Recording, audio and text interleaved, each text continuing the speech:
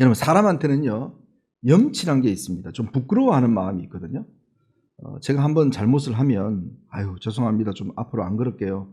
어린이들도 다 그렇게 합니다. 자기가 잘못에 대해서는. 그런데 정말 보수 정치를 대변한다고 하는 국민의힘은 몇 번 잘못을 해도 반성할 줄 몰라요.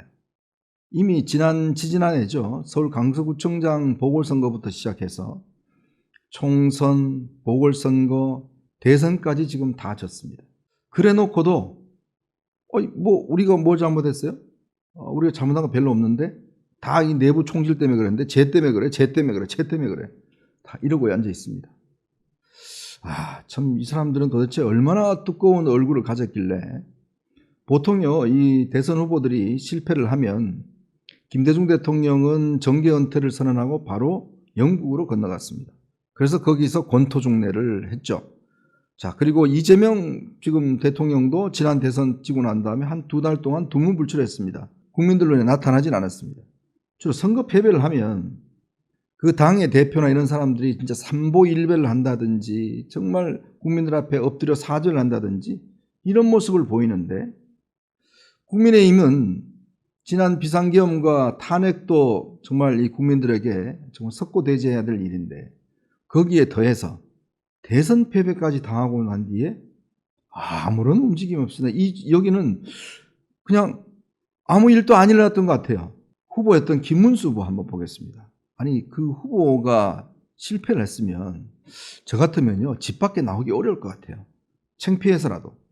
자신을 지지해 준 사람들에 대한 미안한 감정이 있으면 진짜 그분들을 위해서라도 지금 솔직히 이번 보수 지지자분들 중에서는 아예 TV를 꺼놓는 분들도 있고요. 아예 밥맛이 없다는 분들도 있고 사람 만나기 싫다. 뉴스 안 보겠다. 이런 분들이 많습니다. 다 힘든 분들입니다. 그런데 저 어제 깜짝 놀랐습니다. 아침에. 김재원 비서실장이 말입니다. 전 비서실장이죠. 아침에 저 사진을 올렸어요. 그래서 저는 옛날 사진인 줄 알았습니다. 그랬더니 어제 아침에 어김없이 김문수 후보께서 관악산에 가서서 제일 잘하는 턱걸이를 저렇게 하셨습니다. 턱걸이로 대통령 뽑으면 내가 대통령이 될 거다 하는데 글쎄요. 참 이분은 턱걸이를 잘 하시는데 다른 건 어쩐지 모르겠습니다. 그리고 또 대형 훌라후프를 돌리는 사진을 공개를 했어요. 그러면서 김재원 비서실장이 여전히 일상을 되찾았다. 그리고 곧 뵙겠다. 이런 이야기를 했습니다.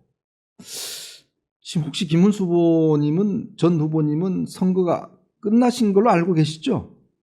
혹시 안 끝나신 걸로 제가 착각해서 혹시 지금 대선이 계속되고 있나 착각하신 게 아닌가라는 생각까지 됐습니다.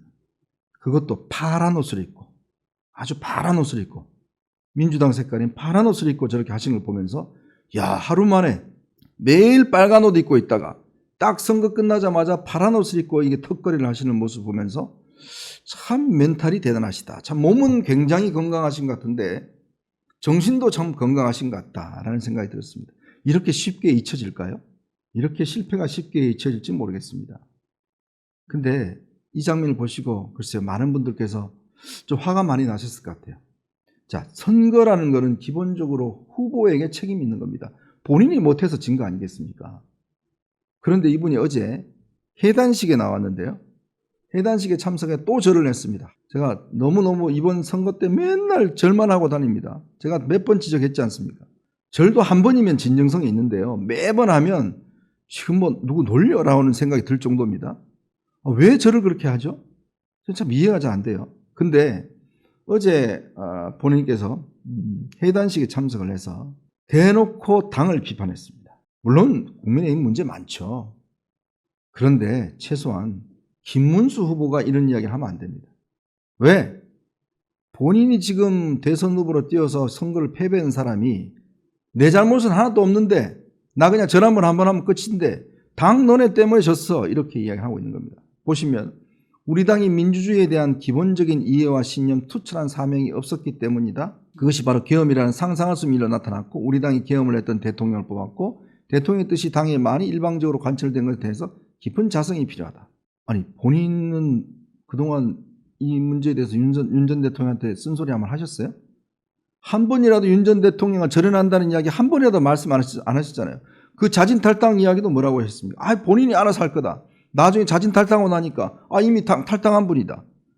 부정선거 영화 보러 가니까 아니 뭐 여유 시간에 즐기시고 뭐 영화도 보러 가시고 그런 이야기를 했던 분입니다. 근데 이제 와서 당에서 쓴소리 안 했다고요?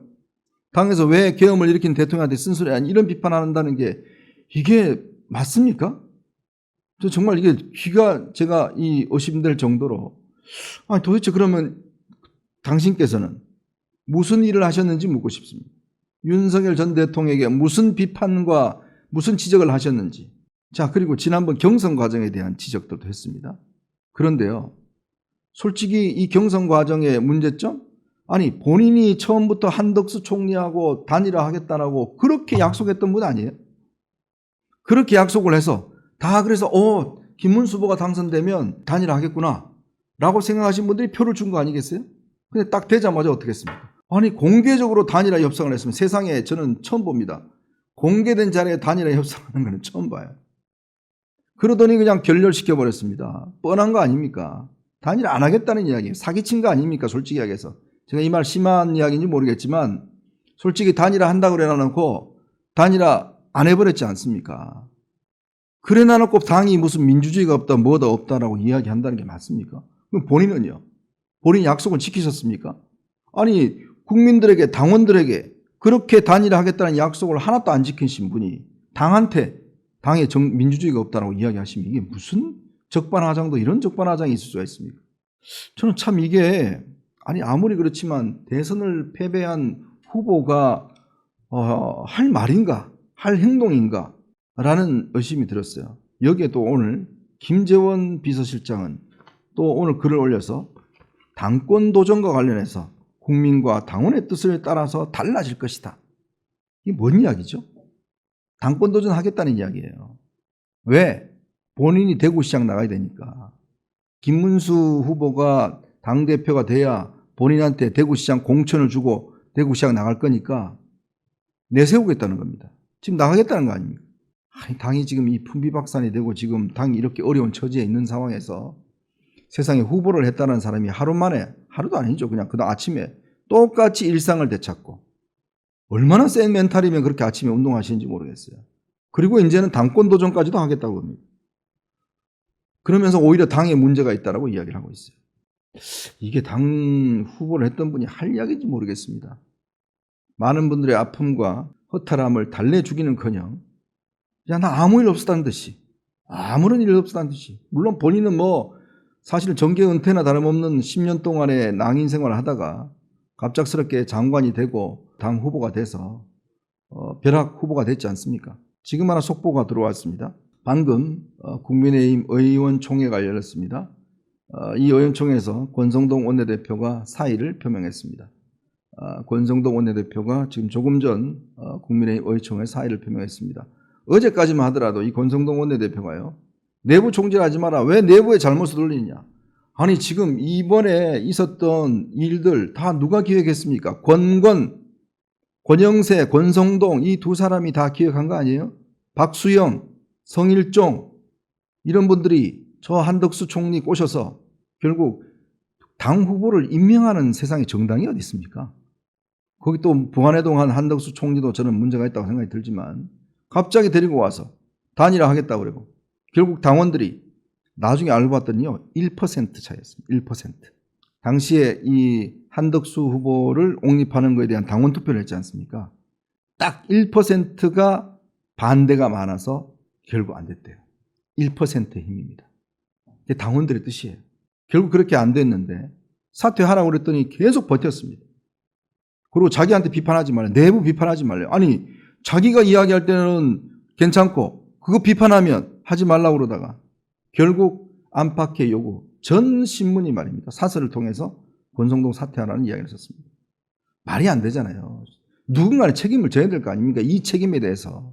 근데 결국 이 친윤의 권력을 유지하려고 하다가 결국 저렇게 온갖 비난만 자초하고 어제 또 이 대통령 취임식에 참석을 해서 참 그 모습도 좋지 않았어요. 김혜경 여사가 90도 각도로 고개 숙여 인사를 하는데 인사를 받지도 않더라고요.